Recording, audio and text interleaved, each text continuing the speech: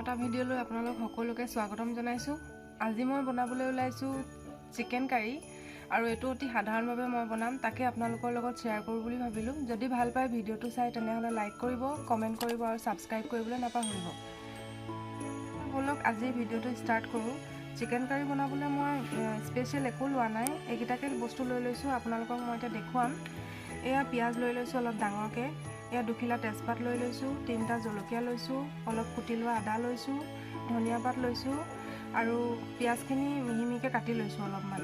আৰু ইয়াত মই লৈ লৈছোঁ হালধি পাউডাৰ 2 চামুচ, জলকীয়া পাউডাৰ 2 চামুচ, জিৰা পাউডাৰ 2 চামুচ আৰু মিট মছলা 2 চামুচ। মই গোটেইখিনি একেলগে মিক্স কৰি লৈছোঁ আৰু ইয়াত পানী দি অলপ মিহলাই ল'ম, তেনেকৈ তৰকাৰীখিনি ভাল হয়। আৰু এয়া লৈ লৈছোঁ মই অলপমান চিকেন আৰু এয়া লৈ লৈছোঁ আলুখিনি মই অলপমান বইল কৰি লৈছোঁ।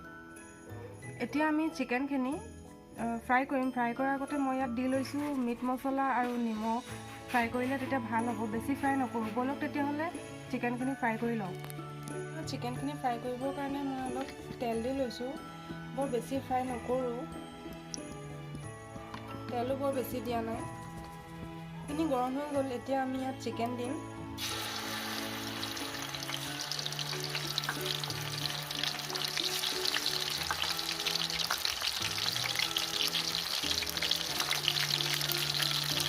সকলোৱে চিকেন কাৰী বনাবলৈ জানেই, মই এনেই দেখুৱালোঁ আৰু আপোনালোকে যদি ভিডিঅ'টো ভাল পায় তেতিয়াহ'লে লাইক কৰিব।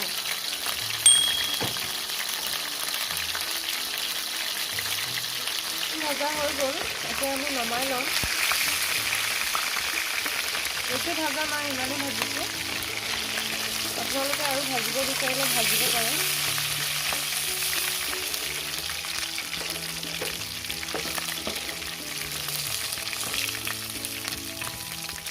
চিকেনখিনি ফ্ৰাই হৈ গ'ল, এতিয়া বলক আলুখিনি অলপ ফ্ৰাই কৰি লওঁ। এতিয়া মই আলুখিনি অলপ ফ্ৰাই কৰিব লৈছোঁ আৰু একেখিনি তেলতে মই আলুখিনি অলপ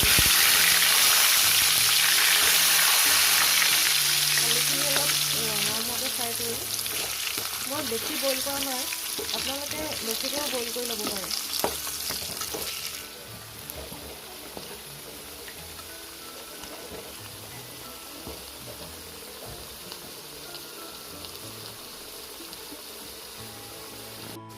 আলুখিনি ফ্ৰাই কৰা হৈ গ'ল, এতিয়া আমি নমালোঁ।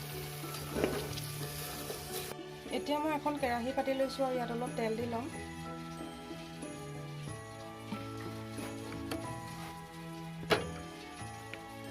গৰম হৈ গ'ল, এতিয়া মই ইয়াত প্ৰথমে দিম গোটাকৈ থোৱা পিঁয়াজখিনি।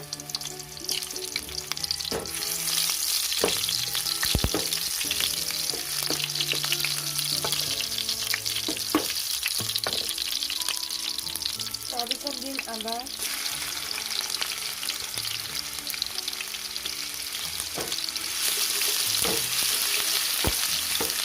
তাৰপিছত এইখিনি ৰঙা হ'বলৈ দিম। ৰঙা হোৱাৰ পিছত কুটি থোৱা পিঁয়াজখিনি দিম।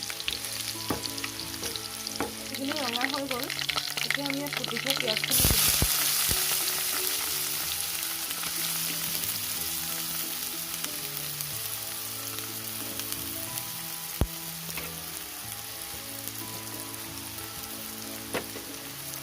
তাৰপিছত দিম জলকীয়া,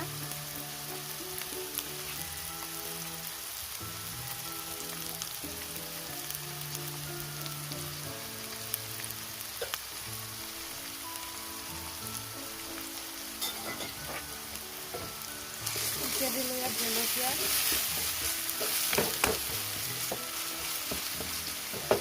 জলকীয়াখিনি মই ফালি দিলোঁ আৰু তাৰপিছত দিম নিমখ।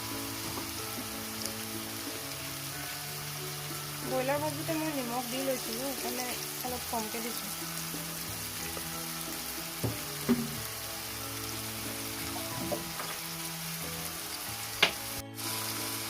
এইখিনি মই ৰঙা হোৱালৈকে ভাজি থাকিম, তাৰপিছত মছলাখিনি এড কৰিম। মছলাখিনি কেনেকৈ দিব লাগে মই দেখুৱাম বাৰু। এইখিনি কালাৰ উঠি গ'ল, অলপ বাদামী কালাৰ। এতিয়া মই ইয়াত মছলাখিনি এড কৰিম, তাৰ আগতে মই তেজপাত 2 খিলা দি লওঁ। তেজপাত দিলে তৰকাৰী গোন্ধ বহুত ধুনীয়া ওলায়। আপোনালোকে কোনে কেনেকৈ বনায় জনাবচোন, চবেই জানেই বনাবলৈ। এতিয়া মই এই মছলাখিনিত অলপ গৰম পানী দি লৈছোঁ এনেকৈ দিলে তৰকাৰী টেষ্ট আহে, আপোনালোকেও দি চাব।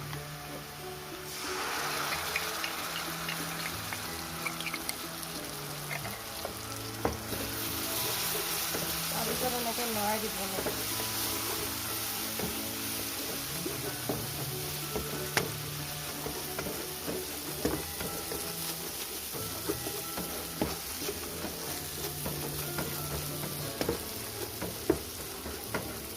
ইয়াত ভাজি থোৱা আলুখিনি এড কৰিম।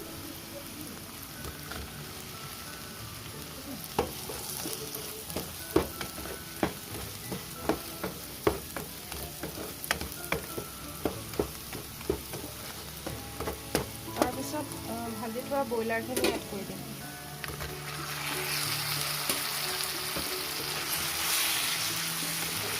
আৰু ভালকৈ মিক্স কৰি দিম।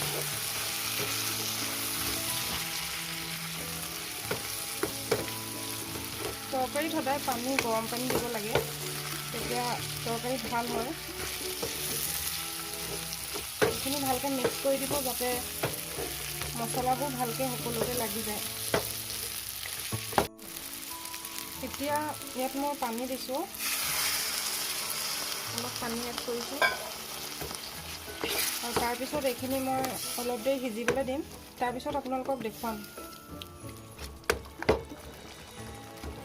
তৰকাৰীখিনি হৈ গ'ল, আৰু এতিয়া আমি ইয়াত অলপ ধনিয়া এড কৰি দিম। ধনিয়া দিলে চেণ্টটো বহুত ধুনীয়া ওলায়। হৈ গ'ল, আৰু এতিয়া গেছটো অফ কৰি দিব লাগিব। তেতিয়াহ'লে ভিডিঅ'টো চাই কেনেকুৱা পালে জনাবচোন। যদি ভাল পালে ভিডিঅ'টো চাই লাইক কৰিব, শ্বেয়াৰ কৰিব আৰু কমেণ্ট কৰিবলৈ নাপাহৰিব। আৰু লগতে চেনেলটো ছাবস্ক্ৰাইব কৰি দিব। আৰু কোনে কোনে কেনেদৰে বনাই খায় জনাবচোন কমেণ্টত। তেনেহ'লে আজিলৈ বাই বাই।